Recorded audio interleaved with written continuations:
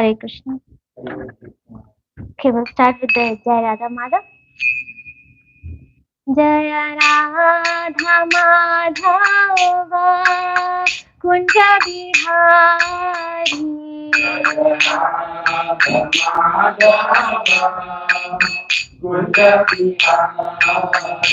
Jaya Gopi Jana Vallabha Girivardhari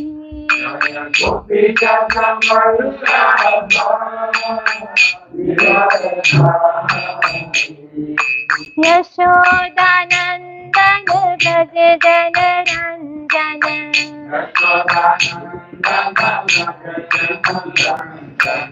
Yamuna Tira Vanachari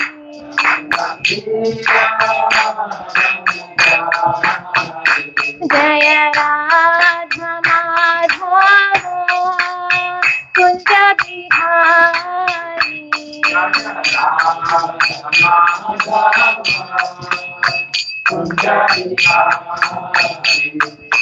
Gopi Jana Vallabha Girivardhari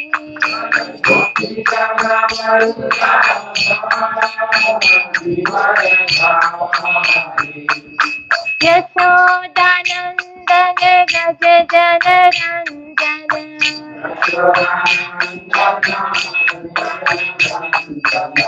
Yamuna Tira Vanachari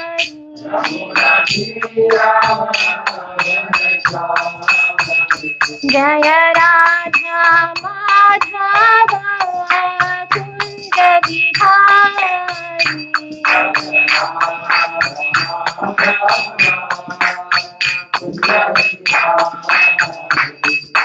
Hare Krishna Krishna Krishna Hare Hare Hare Rama Rama Rama Hare Hare Hare Krishna Krishna Krishna Hare Hare Hare Rama Rama Rama Hare Hare Hare Krishna Krishna Krishna Hare Hare Hare Rama Rama Rama Hare Hare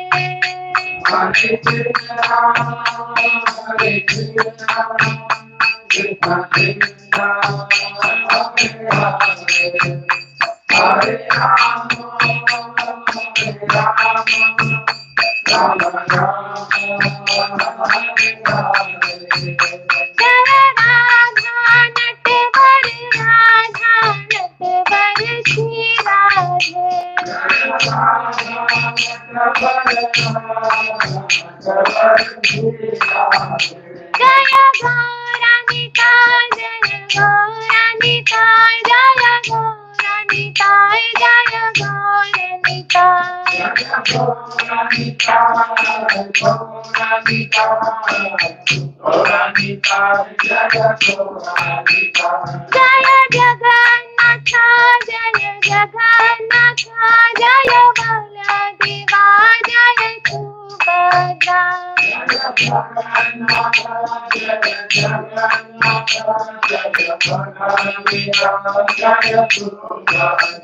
Jaya Jaya Prabhupada, Prabhupada, Jaya Jaya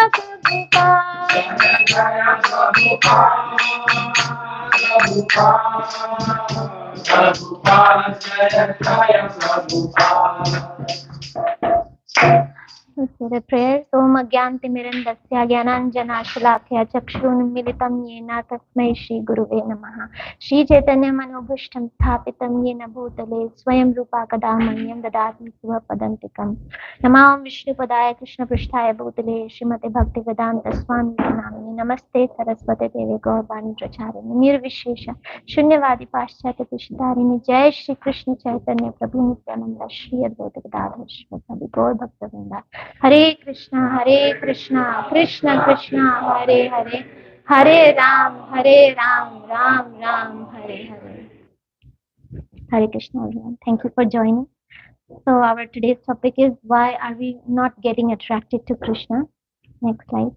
So Krishna is all attractive. We say Sarva Akarshiti iti Krishna. The one who attracts everyone is Krishna.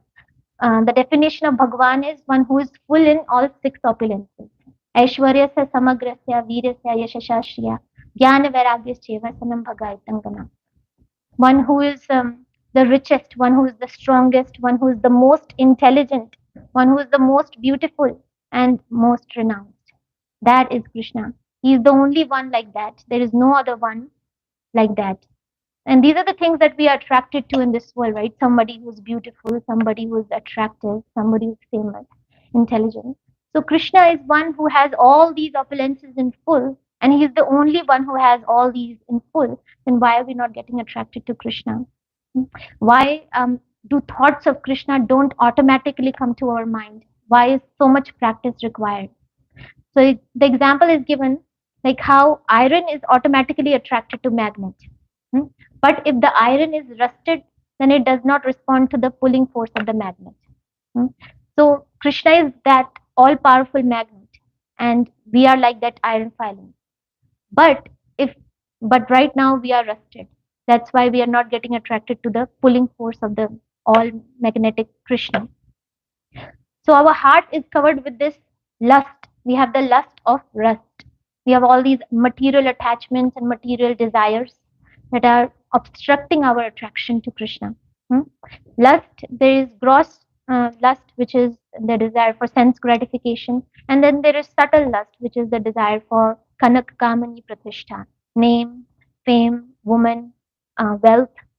Bhakti Vinod Thakur, he describes there are 4 types of anarthas. There is tattva vibhrama, which is the illusion about the spiritual knowledge. That is an illusion of who we are. We think that we are this body, illusion of who the Supreme Lord is. And then there is hriday daurbalyam, that is the weakness of the heart. These all are anarthas. We have deceit, envy, 6 anarthas in our heart. The desire for name, fame, prestige. And then there are offenses that we commit that prevent our attraction to Krishna. Offenses to the holy name, offenses to the Vaishnavas, offenses to other living entities, to the Supreme Lord. And then there are material desires of bhukti, mukti, and siddhi. We want liberation, we want sense gratification, and we want, siddhis, mystic powers. So all these are different types of anarthas, obstacles in us being attracted to Krishna. So Srimad Bhagavatam says that these anarthas, this lust can be removed from our heart by the process of Shravanam and Kirtanam. Nitya Siddhe Krishna Prem Sadhe Kabuna Shravanadi Siddha Chitti Karayodvai. That love for Krishna is eternally established in the heart of all living entities. But this love is in a dormant manner. And this love can be awakened when we hear about Krishna, Shravanam, and when we chant Krishna's name. Then this love is automatically awakened. So in this material world, we are always looking for perfection in others. We're looking for a perfect husband, a perfect lover, a perfect son. So someone who would love us unconditionally, someone who's always there to help us whenever when we are in trouble, someone who understands our heart. We are all looking for that perfect person. And George Harrison writes in the beginning of Krishna book, actually, everybody is looking for Krishna because Krishna is that perfect person. Krishna is perfect in everything, in his beauty, in his loving dealings with his devotees, in his reciprocation that he does with his devotees. So actually, Krishna has nothing to do. He's enjoying in the spiritual world. Said that there 99.9% of the jivas are there in the spiritual world. Only a few percentage are in the prison of this material world.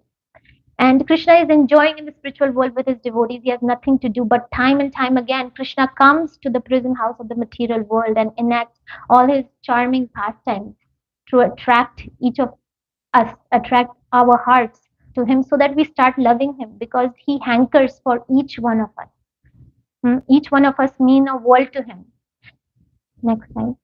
So in Bhagavad Gita, instructing Arjuna, Krishna is telling Arjuna again and again, Arjuna, you think of me, you love me, you live with me in my abode, come to me.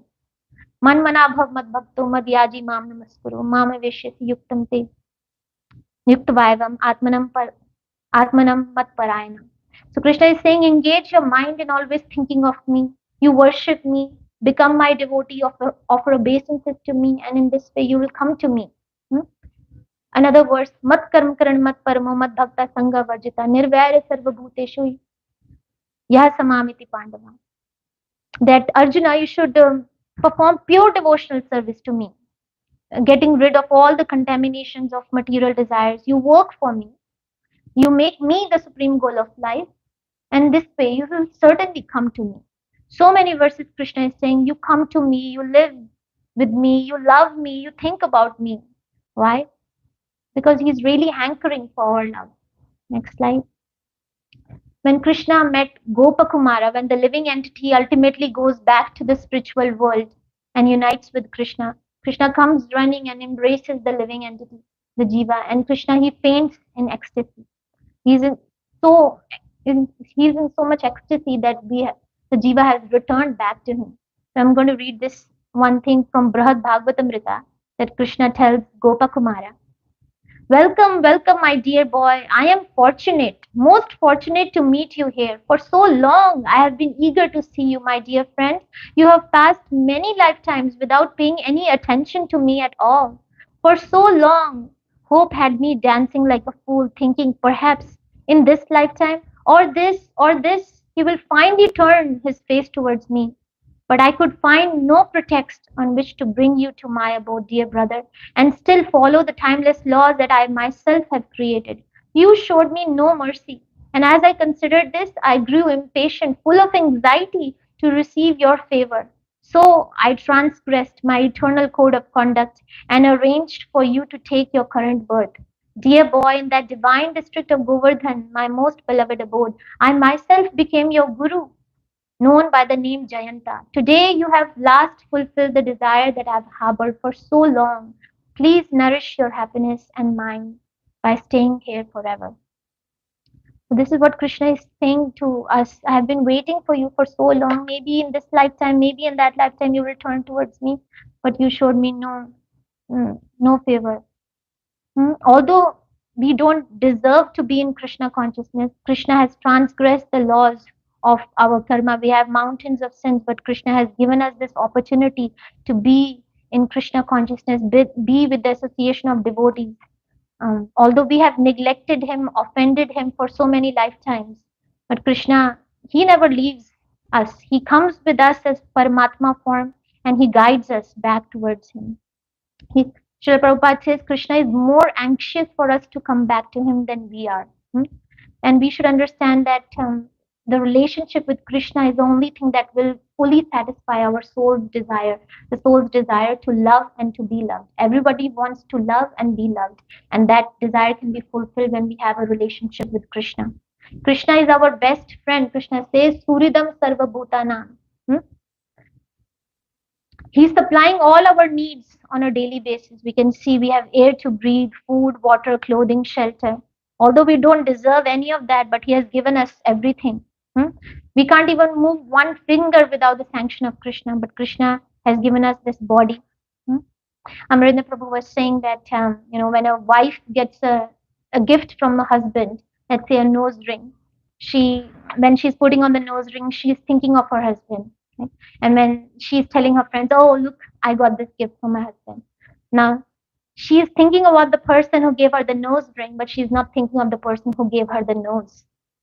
The human body is the most expensive gift that we have gotten. You can take a look at those people who are standing in line for the kidney transplant. The kidneys have stopped working, or who have cancer, their liver have stopped working. But fortunately, Krishna has given us this human body, which is three things. Srimad Bhagavatam says it is rare, sudurlabham. It is very valuable, arthadam, and it's temporary, adhruvam. So every moment in this human body counts. Next slide. Srimad Bhagavatam says, Labdhava sudurlabham idam bahu sambhavante manushyam arthadamanityam api dhira turnam yatet napatet anumrityu yavanusarasya nishyakhali sarvatasya. That after many, many births and deaths, we have attained this human form of life, which is very temporary, but it affords us the opportunity to attain the highest perfection. What is that? Highest perfection, to obtain Krishna Prem. So intelligent human being, what should he do? He should quickly endeavor for this perfection of life before his body falls down dead. After all, why waste time doing sense gratification? It's available even in the most abominable species of hogs and dogs that eat stool. Our body is Krishna's property and should be used for his service. Krishna has given all these facilities to us so that we can spend our time in getting closer to him, obtain love for him. But if we spend our time in animalistic activities, eating, sleeping, mating, and defending, then we'll lose all these facilities. Prabhupada says, Punar Mushika Bhava. Again go back become a mouse. Again go down to the animal species. And more rare, next slide, than attaining this human body is the association of devotees. Durlabha manisha deho dehunam shana bhangura tatrapi durlabha mane vaikuntha priyadarshana. We have attained the association of devotees, which is even more rare than getting a human body. We can get love for Krishna from a devotee who has love for Krishna. That's the secret of getting love for Krishna. Mahat kripa vina kono karme bhakti nai, Krishna bhakti dur rahu samsar nihishar. Unless one is favored by a pure devotee, one cannot attain to the platform of devotional service. So we should use the opportunity to, as much as we can, associate with devotees, hear from them, follow their instruction, and avoid the association of people who distract us away from Krishna. Asat sanga tyag ay vaishnavachar, stri sangi ek sadhu Krishna bhakta aay. Avoid the association of those who have attachment to wealth and women. Next slide.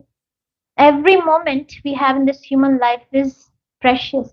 Ayushya shana eko api na labhe swarna koti bhi na chanirarthakam niti kachahani satodika. Chanakya Pandit is saying, even one moment of life spent uselessly cannot be purchased by paying even millions of gold coins. Even if we are ready to pay millions of dollars to a doctor, he cannot extend our life by even one more second. So we should not waste time. We should think that every moment we should think that at this moment, am I doing the right thing? At this moment, will whatever I'm doing take me closer to my goal of attaining love for Krishna? Or it's taking me away from my goal? So we should not waste time. We can be alert like that, how introspective of how we are spending our time. Bhakti Vinod Thakur says in one song, at the time of your death, your body will simply be placed upon a funeral stretcher and would be carried by 4 persons to the cremation grounds. So they're carrying the stretcher. You can yourself in that situation. The cremation fire will enter your mouth and consume your tongue. There will be nothing that you can do to save yourself. For at that time, it's too late. You will be unable to chant anymore. So we have the time right now to chant the holy name, because there would be a time when we will have no time left. So we have to become serious and keep the death up front so that we don't waste time and we use all our facilities that we have Krishna has given us to move closer to Krishna. And why waste time in sense gratification, providing enjoyment to this body, which would ultimately be converted into ashes, right? We can think the body would be converted to ashes, stool, or worms. These 3 things. So why waste time in temporary enjoyment? Why not work for our eternal spiritual credits, our bhakti that will continue to our next life? Aho ratris chidyamana buddha vayur bhaya veputa mukta sanga param buddhan niriha upashamyati. Srimad Bhagavatam says, With every passing of day and night, one should be shaken up by fear. Oh, one day lost. One day lost. I'm getting one day closer to death. You should be shaken up by fear, and in this, by fear, we should give up all our material attachments, our desires, and try to understand Krishna, hear more about Krishna so that we become attracted to Krishna. When we hear about the glories of Krishna, how his amazing qualities, how he reciprocates with his devotees, then we will automatically develop love for Krishna. If we have love for someone, we'll automatically think of that person. If we have love for someone, if we think of Krishna at the time of death, we'll go back to him. Yam yam bhavi smaran bhavam. So love develops first, next slide, by first hearing about Krishna. So this is what happened to Sugandha Goswami. Sugandha Goswami was in the womb of his mother for 16 years. As soon as he got out of the womb, he ran towards the forest because he was an impersonalist, and he thought that this world is Maya. I don't want to do anything with this world. He ran to the forest, and Vyasdev was running after him. So Vyasadev sent two of his disciples after Sukadeva Goswami, and these two disciples recited two verses from Srimad Bhagavatam. The first verse, the first disciple recited was Baraha Pidam Natavar Vapu Karnayo Karnikaram Bibrad Vasha Kanaka Kapisham Vaijantim Chamalam Randran Venu Adhara Sudayo Purayan Gopa Vrindaranyam Swapadaramanam Pravishad Gita Kirti. Wearing a peacock feather on his head, a blue karnikara flowers on his ears, a yellow garment as brilliant as gold, and a Vaijanti garland. Krishna is looking very beautiful in his form as Natavar Vapu. He is the greatest of dancers, and he's beautifying the forest of Vrindavan with his footprints, and he's playing on his flute. He's filling the holes of the flute with the nectar of his lips, and all the cowherd boys around him are singing his glories. So this verse, when Sukadeva Goswami heard this verse, he was very impressed. Oh wow, such a beautiful person. But he said, I'm not going to give my heart to this person unless he proves that he is beautiful within. Because many people are beautiful outside, but they are cactus within. So at that moment, the second disciple recited the second verse. Aho bakhyam stanakalakutam jigamasthyapayaadapurya sadvi leve gatim dhatri uchitam tatoanyam kim vadayalu sharanam vrajema. So this verse is describing how Putana, who had come to kill Krishna, she gave her breast milk to Krishna, but it was mixed with poison. But Krishna, he didn't look at the intention of Putana. He just looked at, oh, she has come as my mother, and he drank the milk of Putana. And in return, Krishna made her a mother in the spiritual world. So Krishna, he accepted a little service from Putana, although her intentions were bad. See how merciful. Who can be more merciful than Krishna like that? Same with Ajamila. Ajamila, he chanted the name of Narayan at his time of death. Although he was calling for his son Narayan, but Krishna gave him the advantage of chanting the holy name and destroyed mountains of his sins.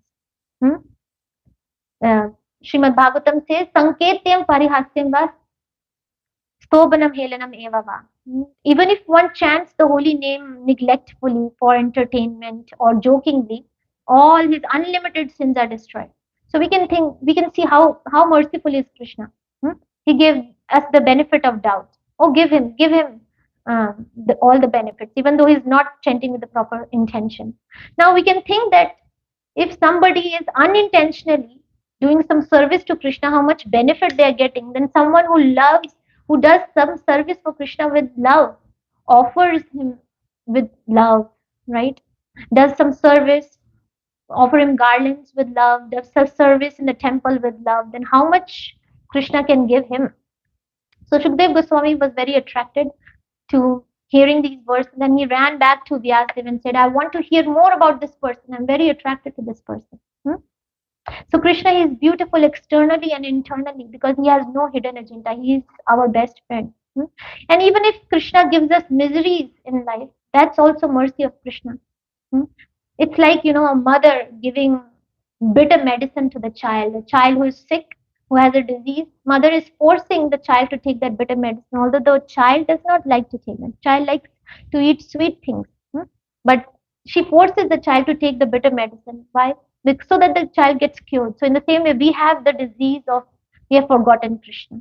So Krishna is trying to heal us by giving us some distress in life, so that we become surrendered, humble devotees, so that we don't become complacent. So time and time again, little distresses are given to remind us that this world is not our home. You come back to me, to the spiritual abode, and you'll be happy there.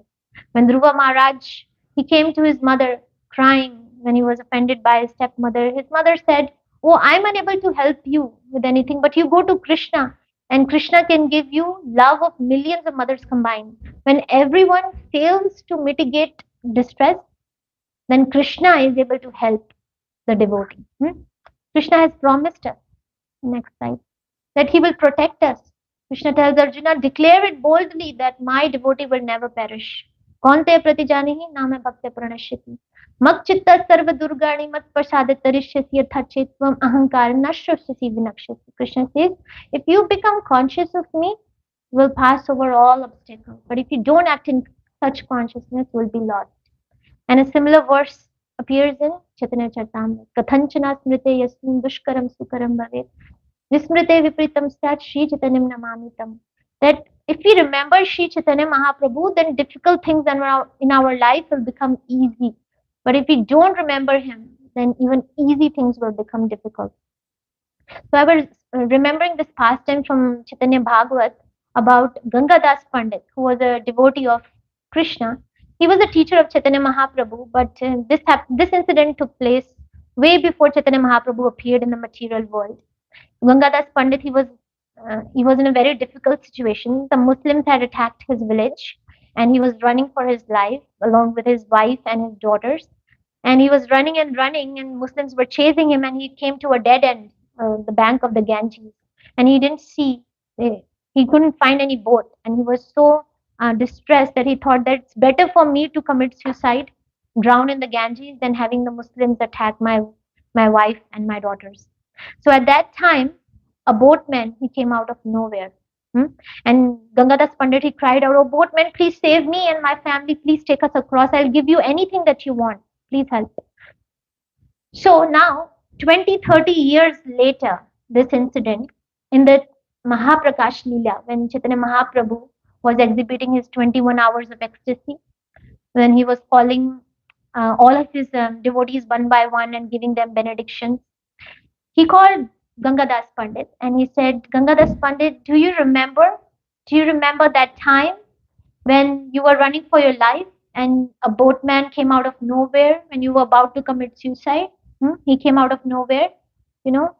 I came in the form of that boatman. It was me. I came. You were so desperate to cross the Ganges and you thought of me. And just like you remembered me and thought of me, I was remembering you. So if we think of Krishna 24 hours, Krishna will think of us 26 hours. So Krishna says, I was remembering you. I came in the form of that boatman, and when Gangadas Pandit, he heard that, oh, Krishna descended from the spiritual world just to save me and my family, he was filled with gratitude. And he fell to the ground crying in ecstasy. Even for the Haridas Thakur, when he was being beaten by the Muslim guards, Chaitanya Mahaprabhu came with his Sudarshan Chakra to chop off the heads of the Muslims. But Haridas Thakur was praying, "Oh Krishna, please forgive them, for they don't know what they're doing." But so Chaitanya Mahaprabhu, he couldn't kill them. So what did he do? He covered Haridas Thakur with his own body and he took the beatings on his back. And when Haridas Thakur heard that, he fainted in ecstasy. Oh, Krishna took beatings on his back for me. So we can think of how many times Krishna has descended in our lives to save us from so many problems. So many things could go wrong in a day. We say this material world, there is padam padam yad vipadam natesham. There is danger at every step. Yesterday, so many things could have happened, but Krishna has given us one more day today to practice Krishna consciousness. Sometimes we are going on the road and some car comes into our lane and accident is about to happen, but it doesn't happen. And we say, "Oh, thank you, Krishna, you saved me." But then we forget. We move on with our life. We forget that Krishna saved our life. Krishna is protecting us at every step. There is danger at every step means Krishna is protecting us at every step. And we should be grateful. And of course, there are times when devotees, they they get into an accident. But the protection that Krishna offers is at the level of consciousness. Our consciousness, our bhakti is never lost. Jatayu also died in the battle with Ravana, or Abhimanyu also died in the battle with Kauravas. But the consciousness is maintained. They went back to the spiritual world. When Bharat Maharaj, he fell down because he got distracted with the deer. Bharat Maharaj, he was at the very elevated stage in Krishna consciousness. But at the last moment of his life, he got distracted by the deer. He fell down. But in the next life as a deer, Krishna invoked his remembrance, and this deer remembered his past life, the mistakes he made, and then he was careful and he was associating with the sadhus. Same with Gajendra. When Gajendra, in King Indradyumna was cursed by Agastya Muni to become Gajendra, and Gajendra, as an elephant, he lost the remembrance of Krishna, what he was doing in his previous life. But Krishna invoked his remembrance, and Gajendra, he remembered all the prayers that he was chanting in his previous birth. So bhakti is never lost. Um, Krishna maintains our consciousness. So Krishna is very indebted. Next slide. Krishna is very indebted to someone who has done any service to him. When Draupadi called out to Krishna in the Kuru Sabha, Draupadi said, "Hey Govinda, hey Dwarka Vasin," she said that prayer, and Krishna says that call for me has put me in her debt. Krishna cannot forget anyone who chants his names. That's why, see, at the time of death, we say that what if we are not able to chant Krishna's name at the time of death because we are unconscious, because we are in coma? Then what would happen? And Krishna says, oh, if my devotee is not able to remember me at the time of death because of disturbances in his body, then I will remember my devotee and take him back home, back to Godhead. And Krishna is not asking us for hi-fi things, simple things. He's saying, give me leaf, fruit, flower, water, with love and devotion. That's all I need. I will accept it. Prabhupada was talking about this lady who would come to Radha Damodar temple. Every morning she would come with one bucket of water from Yamuna to bathe the deities.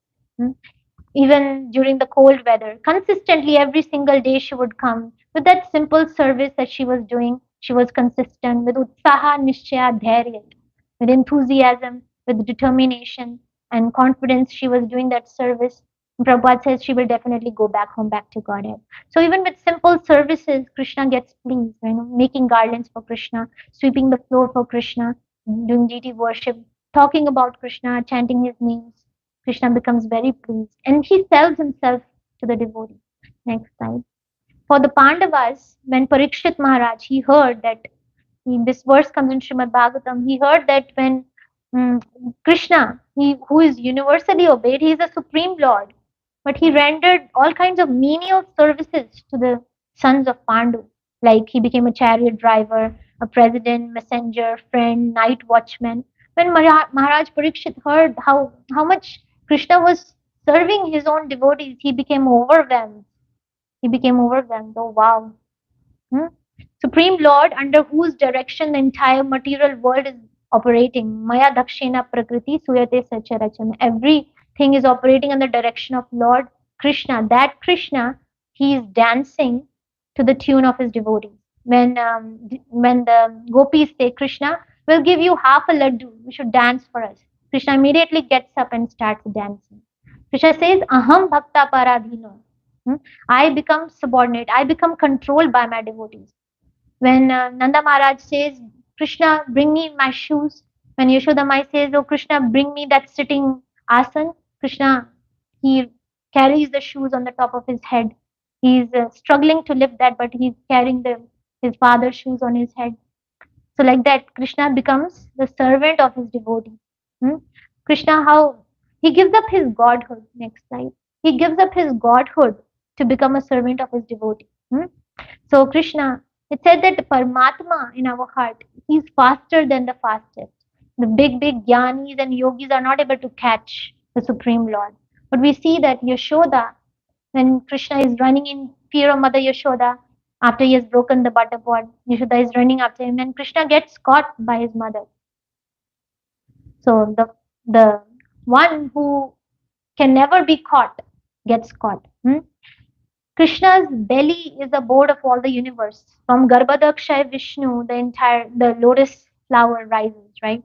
The lotus stem rises. On top of that, there is a lotus flower, and Brahma is there. And in the lotus stem, there are 14 planetary systems. This means that the belly of the Lord is the board of the whole universe. And Yashoda is able to tie the belly of the Lord, which means that she brought the whole universe under her control. And Krishna allowed himself to be tied by Mother Yashoda. Kripyasit Swabandhane. Why? Because he was pleased by seeing Yashoda's determination to bind him. Yashoda had all kind of obstacles in binding Krishna. She was receiving failure, she was exhausted, and she was receiving criticism from other gopis. But still she remained determined. In the same way, when we have obstacles in our Krishna consciousness, but we remain determined, even though we experience failures and we are exhausted and others are proving to be obstacles, they are criticizing us, but still we continue in Krishna consciousness, we remain determined, and Krishna is very pleased. Lord, who is Atma Ram, he is self-satisfied. He doesn't need anything from anyone. His energies can bring him anything. But Lord, we see in Vrindavan, he is never satisfied. He's always hankering for more. When Mother Yashoda left Krishna unfed because she went to save the boiling milk, Krishna started boiling in anger. Oh, I left the ocean of milk to be with Mother Yashoda. But Mother Yashoda, to save few liters of milk, she has left me unfed. So Krishna, he became angry and he broke the butter pot. Krishna, who's Triguna Tirth, he never becomes angry, he became angry.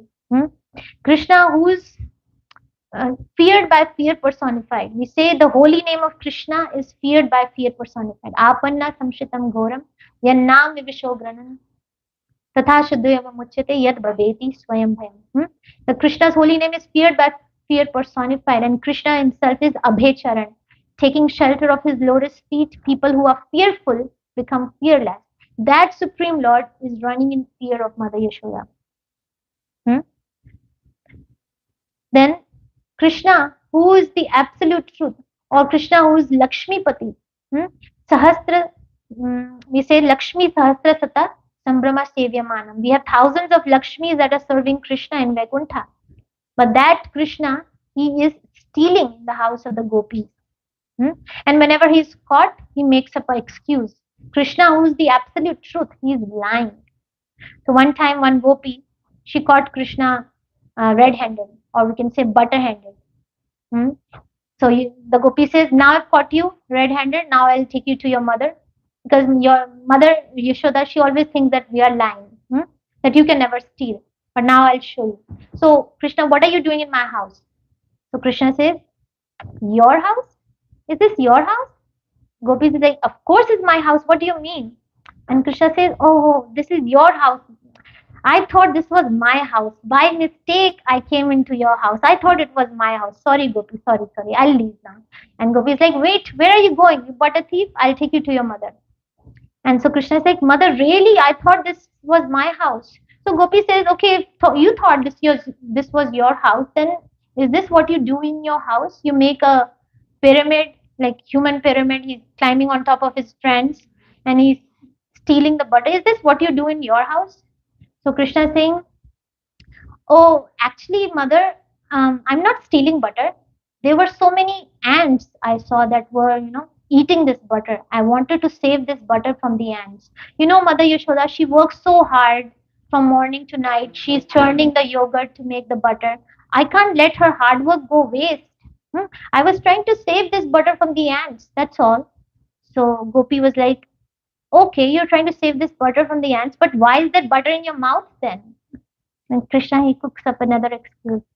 He says, actually, I was trying to save the butter from the ants, but then there is a friend of the ants, the fly, and started buzzing around my nose and started tickling my nose, and I felt like sneezing. And I covered my mouth with my hands, and because my hands had butter, and I started to sneeze, some of the butter went into my mouth.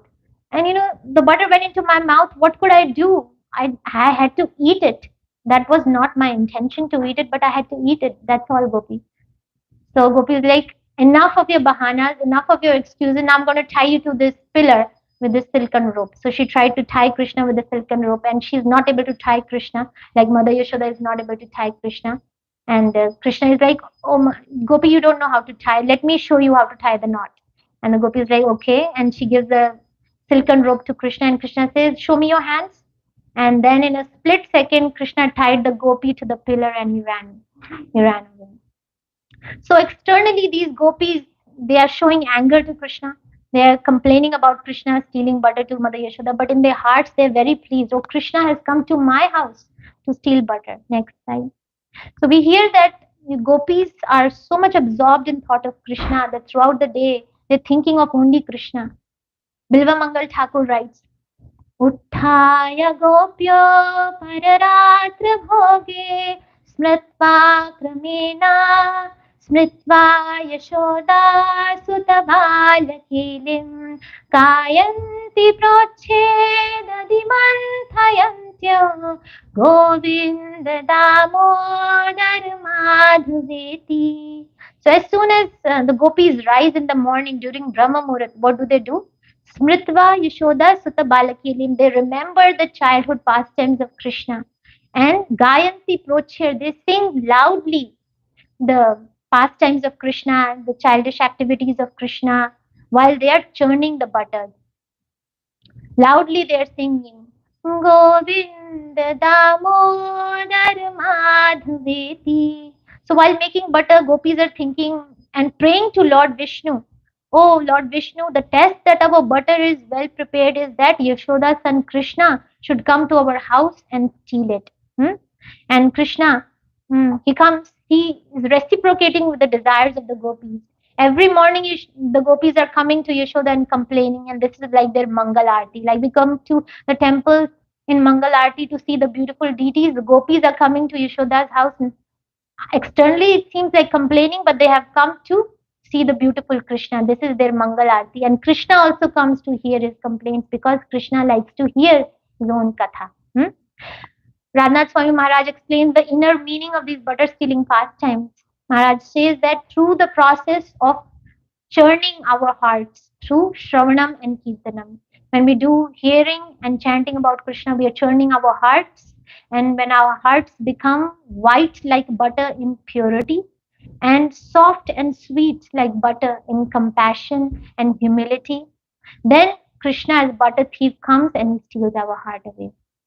So one name of Krishna, next slide, is Hari. Hari sambandhe nana arth dui mukhya atma sarv amangal hare prem diye hare man. So there are many meanings of the word Hari. Hari means to steal. There are many meanings of Hari. The two major meanings are sarv amangal hare. He steals our contaminations, our anarthas, our sufferings, and prem diye hare man. He steals our mind and gives us pure love for him.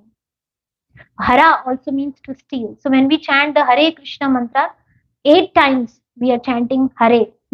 What it means is that we are begging Krishna. Krishna, you are all attractive. You have amazing, charming pastimes. You have amazing qualities. You have Bhakta Vatsal. You have love for your devotees. You become grateful to your devotees.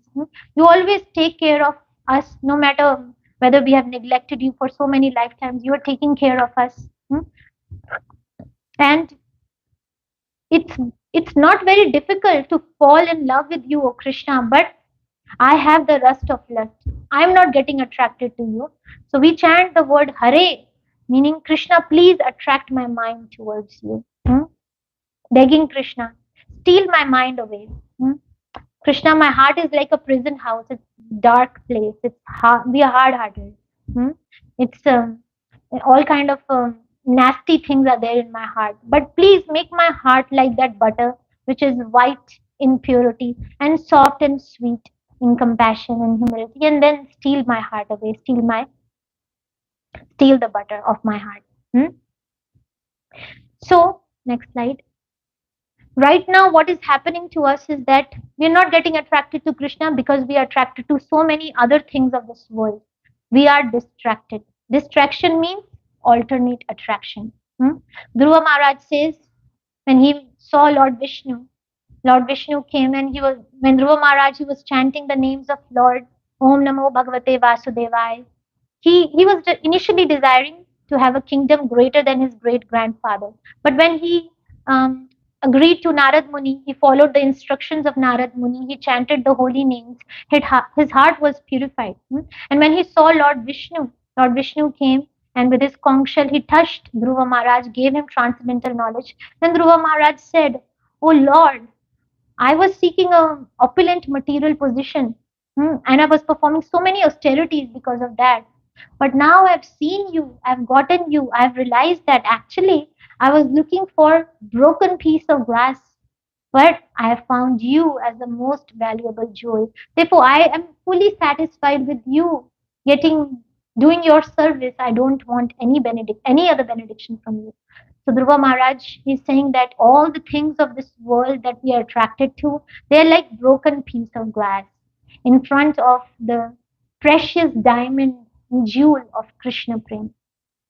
So what happens is that, a diamond and a broken piece of glass from far away, it looks identical. They are both sparkling. They seem attractive. But when we go near and we pick up the broken piece of glass, we get hurt. We have blood, right?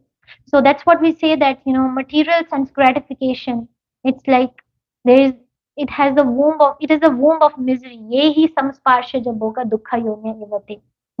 Although we think that it's like nectar in the beginning, but poison at end. Vishendriya samyogad yattad agre amritapamam pariname vishamiva. It seems like nectar, but it really is poison.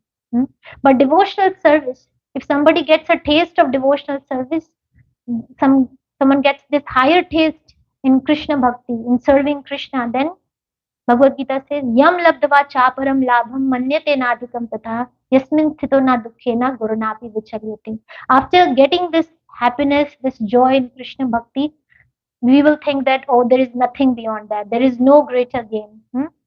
And when we are in such a situation, we will never be shaken even amidst of the greatest difficulty. So when we get that higher taste, then we'll see that, oh, the rest of everything else is like that broken piece of glass. It's useless, worthless, and will ultimately give us pain. The four Kumaras also say that, the greatest obstruction in us getting attracted to Krishna is that we are attracted to so many other things. Other things are more pleasing than self-realization. Basically, as long as we think that there is some pleasure in this material world, someone or something is better than Krishna, then we will not think of Krishna, we'll think of that sense object. So Srila Prabhupada says, what is the qualification for going back to the spiritual world? To understand that this material world is a place of misery. It's dukhalyam. There is no pleasure in the material world. As long as we think that, this material world is a very nice place, or we are attached to even one laddu in this material world, we have to come back. We'll not be able to go back to the spiritual world. Material world is like a toilet. We need to finish our business and leave. So Srila Prabhupada says, the early disciples of Prabhupada who were hippies, what was their qualification of getting attracted to Krishna? Srila Prabhupada says, because they became frustrated in all sorts of material enjoyment. They were breaking all sorts of regulative principles, and they had, tried everything. But then they said, oh, there is nothing. There is no happiness in this. Right? And they became frustrated with material enjoyment, and that was their qualification to getting attracted to Krishna consciousness. So the intelligent person is one who learns by reading shastras and hearing from others. So we don't need to try everything in the material world. We can see from others' experiences. Srimad Bhagavatam has so many examples of King Yayati, for example. He became old, but his desires for sense gratification didn't go away. So he exchanged his youth to get his youth back he got youth from his son. And then he tried sense gratification. Ultimately, he became frustrated. Same with Shauburi Muni. He was doing meditation, but then he married the 50 daughters of King Manadatta. And ultimately, he said, no, there is nothing in this. King Yamunacharya, he was a king who was engaged in all sorts of sense gratification. Ultimately, he says, I spit at the thought of sense gratification. So all these examples are there where somebody has tried everything. Like Srila Prabhupada told Bhakti Charu Maharaj, you have been trying to enjoy for many, many lifetimes, and you can still see that you're still not satisfied. So give this one life to Krishna and see what happens. Narottam Das Thakur says, Vishya chadiya kabe शुद्ध होवे मान, कबे हम हेराबो Shri Vrindavana. When my mind will be purified and gets rid of all these material desires, material anxieties, then I will be attracted to Vrindavan and to the conjugal love of Radha and Krishna. In the spiritual world, everybody is serving Radha and Krishna. They are the center. They are the hero and heroine. In the material world, we want us to be the hero, us to be the heroine, everybody to serve us. And in the spiritual world, everybody is serving Krishna and they are fully joyful, fully satisfied. So, what is keeping us in the material world is our material attachment. So, somebody asked Bhaktisiddhanta Saraswati Thakur, your disciples, they are practicing Krishna consciousness for many, many lifetimes, for many, many years, but they are still not getting advanced. Why is that? And Bhaktisiddhanta Saraswati Thakur says that because they have the worms, intestinal worms. So that although they are eating, but they're not getting nourished. They are remaining frail. And what are these worms? These worms are selfish material desires, and he said secret bad habits. And another thing he said was like that boat that was the wedding party on that boat, which was rowing and rowing the entire night. In the morning, they saw that it's still there in the same place. Why? Because the anchor of the boat was out, the anchor of material desires. So we will not advance in Krishna consciousness as long as we maintain those material desires, material attachments. We have to endeavor to give them up. So Arjuna says to Krishna, oh, it's very difficult to control my mind. It's going here and there. Chanchalam hi mana Krishna pramati balavad dridam. The mind is restless, turbulent, obstinate, and very strong, oh Krishna. How can I control it? And Krishna says, असंशयं हि महाबाहो मनोदुर्निगम चलम अभ्यासेन तु कौन्तेय वैराग्येन च गृह्यते. You can control your mind by practice and detachment. Next slide.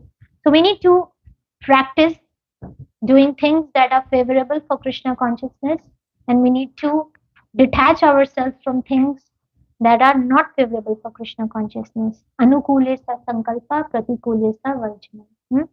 We need to become absorbed in Krishna consciousness, and couple things I mentioned over here, how we can do that is by increasing our quantity of devotional service. So one time the disciples, one disciple asked Prabhupada, because he saw many disciples, they bow down to Prabhupada as soon as he came out. So he said to Prabhupada, oh wow, all these devotees are bowing down to you. Why is that? And Prabhupada says, because I don't have any lust. And then he said a second later, actually, I don't have time for lust. What Prabhupada means is that we should absorb ourselves. All our day should be busy in doing something, some or the other service to Krishna, that we become absorbed in that service, that we don't have time for lust, right? Whatever we are doing, however number of rounds we are chanting, we should increase number of rounds. Every year, we should increase the number of rounds we are chanting, so that 24 hours a day we are absorbed in Krishna consciousness. And we can increase our quality of devotional service. So we should think, when we are doing, let's say, Aarti we are doing, or we are chanting the holy name, where is our mind? We should introspect and see where is our mind. Is it thinking of Krishna or going here and there, right? Increase in quality. When we are performing, when we are doing Dandavat Pranam, we should think, oh, I'm surrendering my body, mind and words to Krishna. When we are singing Aarti, we should meditate on the words of the prayer, so we get into the same mood as the Acharya who wrote that song. And when we do Krishna consciousness with high quality, absorbed in Krishna, then we'll get that higher taste. Syat Krishna Nam Charitadi Sitape Vidya Pitoptapta Ratnasya Narochikani Kimtavadad Anudinam Khalu Seva Jushta Swadvi Kramat Bhavati Tadgada Mulahantri. Nectar of instruction, Rupa Goswami is saying that we don't have this taste of chanting the holy name. But if we chant the holy names daily, consistently, very carefully, then automatically the disease that is of ignorance will go away, and we will start to get that higher taste. So we should introspect and see, where is our mind? At this moment, am I thinking of Krishna? And then we should accept some difficult services for Krishna. We should get out of our comfort zone. We should try to stretch ourselves, and doing these difficult service, we would cry out to Krishna independence. We'll cry out to Krishna, Krishna, please help me. I'm not intelligent enough. I don't have this ability to do this service, but Krishna, please help me. So in humility, we will think of Krishna. If we think, oh, this service is very easy, I can do it. There's nothing, no, not much preparation needed. I can do it. I can handle it. Then with this pride, we will not think of Krishna. So we should accept some difficult service. So we cry out to Krishna for help. And then we should contemplate and find deers in our life. Deer was like the example of Bharat Maharaj we talked about, that deer was an obstruction. It distracted Bharat Maharaj away from Krishna. So many distractions are there in our life. Introspect and see what are those distractions. Prabhupada says we should be fearful of Maya. My disciples are not sufficiently afraid of Maya. We should be afraid of these distractions so we can avoid them.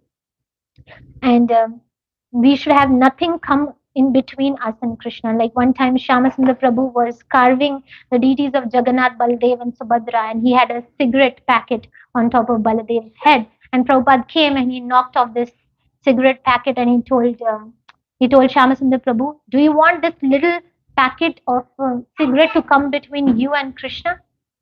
So we should like that. And then few weeks ago, Shyamasundar Prabhu, he gave up cigarette smoking. We should not let anything come between us and Krishna.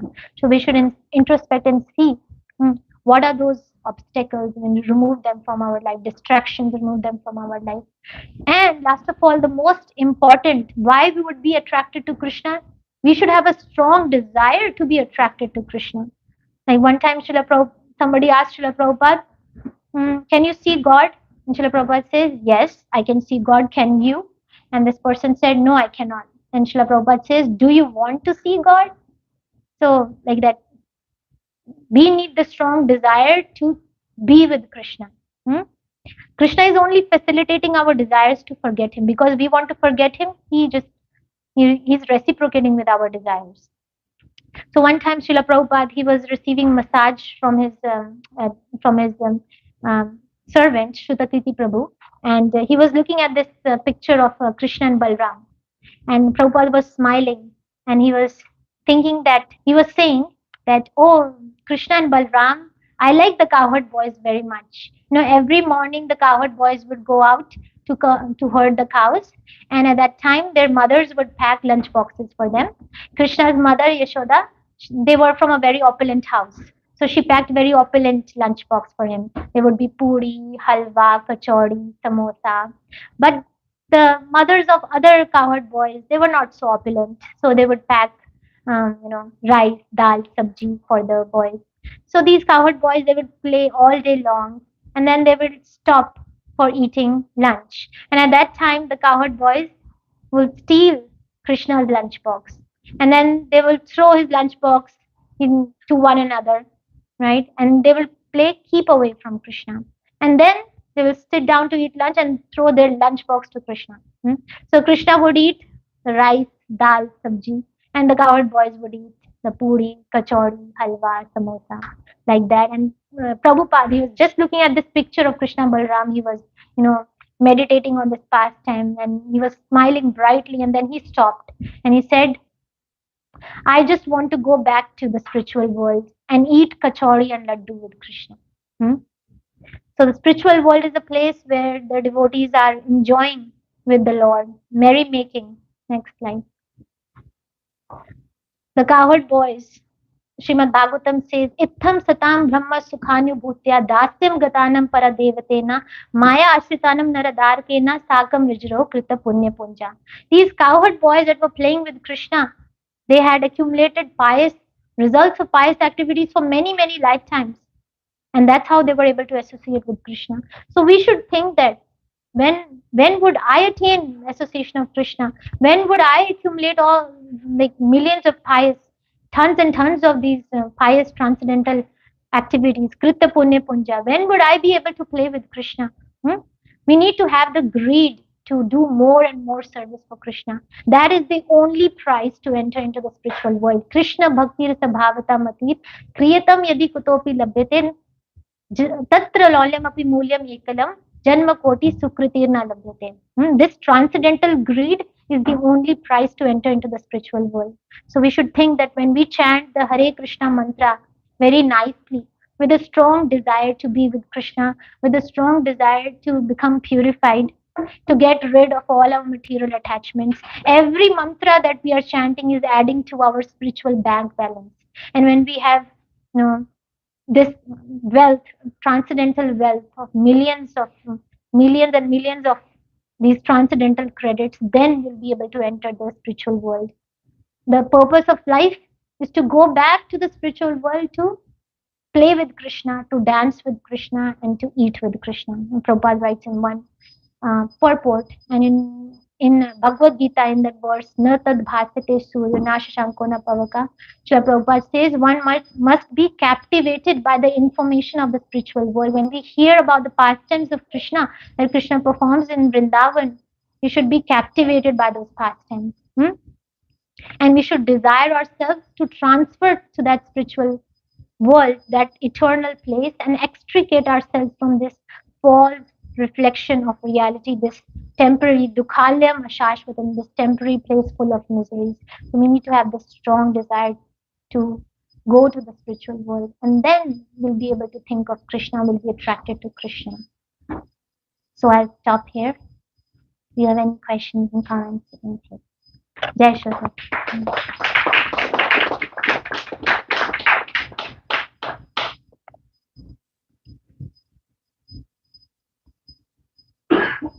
I had a couple of questions. And first of all, thank you for this presentation. All the pictures were like, I felt like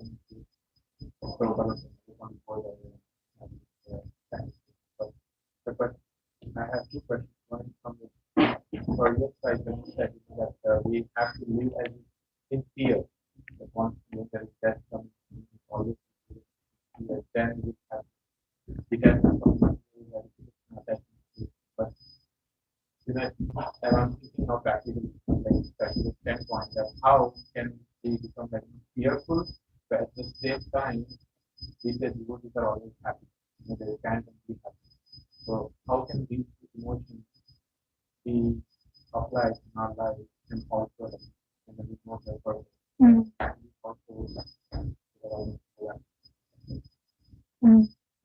Yeah. So Prabhupada writes, in the section where Krishna is born to Devaki. Devaki had her six sons killed by Kansa, and Prabhupada writes there that Devaki was fearful of Kansa, and that's with her fear, her six sons, which represents the six anarthas, lust, anger, greed, pride, illusion, ego, false ego, they got destroyed with her fear. So also Prabhupada said we should be fearful of Maya, fearful of falling down, fearful of forgetting Krishna. And fearful because our examination is coming near. Because, we don't study for the exam right on the day of the exam. Like a good student studies for the exam much before so that he's well prepared for the exam. Death is the final exam for us. So in that way, we should be fearful of the exam is coming near. I'm still not purified. I'm still I have still so many anarthas. There are so many attachments that will keep me in this material world. So in that way, we are saying that we are one day closer to our final exam, still not studied properly. I'm not a pure devotee. And any attachments can take me to a next destination, like Bharat Maharaj got into a deer body. We become attracted to some dog or something in this material world. We can go into the animal species. So in that way we are fearful. The devotee is joyful because he is receiving satisfaction in his Krishna consciousness, and also he knows that his future is bright, right? If he is sincerely practicing Krishna consciousness, so pure devotees are joyful. I mean, who are trying to practice devotion, they may not be pure, but they are on the path of pure devotion service. They are joyful. Ye atma suprasiditi save pumsam paro dharma yatho bhakti redokshite ahetu ki pratyata. Those who are doing devotional service unconditionally, uninterruptedly, they are joyful because they know that even if I don't go back to the spiritual world, my next life would be a better life. I'm going to a better destination. So those who are fearless of death, because as Prabhupada says, like for a devotee, death is like cat carrying the kitten, it's like mother carrying the baby. And for non-devotee, it's like the cat carrying the mouse, right? So devotee is fearless of death, right? Because he knows that he's either going back to the spiritual world or is going to a better place. For a devotee, jiva va marva, whether he stays in the material world or goes back to the spiritual world is all the same. So devotee who's on the path of pure devotional service, he is fearless. But he's also fearful that if I have anarthas in my heart, then I really need to work on it, right? I really need to work on it, remove those anarthas so that I go to a better place. Yeah. Does that answer? Second question I was about like this, accepting more difficult things, like together, how we want. If I was that if I want to advance, then if I know that I'm going to step out of my comfort zone and take up services that are difficult, so that way it's like the mercy of the Lord. But at the same time, and sometimes if you are stuck with one service, Krishna makes that service. Sometimes even that makes Krishna way of helping us. But it's not always a very happy situation. Not always. And it's also possible that you just lose the complete lose out of the service and lose whatever you do. Yeah. So that example of Yashoda Devi that I gave, right? She stuck to that, trying to tie Krishna. For Krishna, because Krishna's name, form, qualities, and pastimes and his services are ever fresh. We can hear the same pastimes, do the same service over and over again. It should stay ever fresh for a devotee. We should never think that, oh, this is like mundane, or we have lost taste in doing that. That should never happen for a devotee. So, but if there are obstacles, in the path of bhakti, then we stay consistent. Like Yashoda Devi, she was feeling exhausted, she was receiving failure, and she was receiving criticism from others, obstacles, right? So those kind of things, if they are coming in our service, that sets a test from Krishna that we should stay determined in our service to try to please Krishna and devotees. That should be our focus. If we have our anarthas of getting name, fame, prestige from that service, or is somebody noticing my service, then that can lead to joy going down, because we're not feeling satisfied, because we are not doing service unconditionally and uninterruptedly, right? So um so if you're doing the service with the proper consciousness to please Krishna, we, and we pass his test of all the obstacles that come in that service, we stay determined in trying to bind Krishna, then Krishna, he will help us. And that service will become joyful. We'll be able to bind Krishna.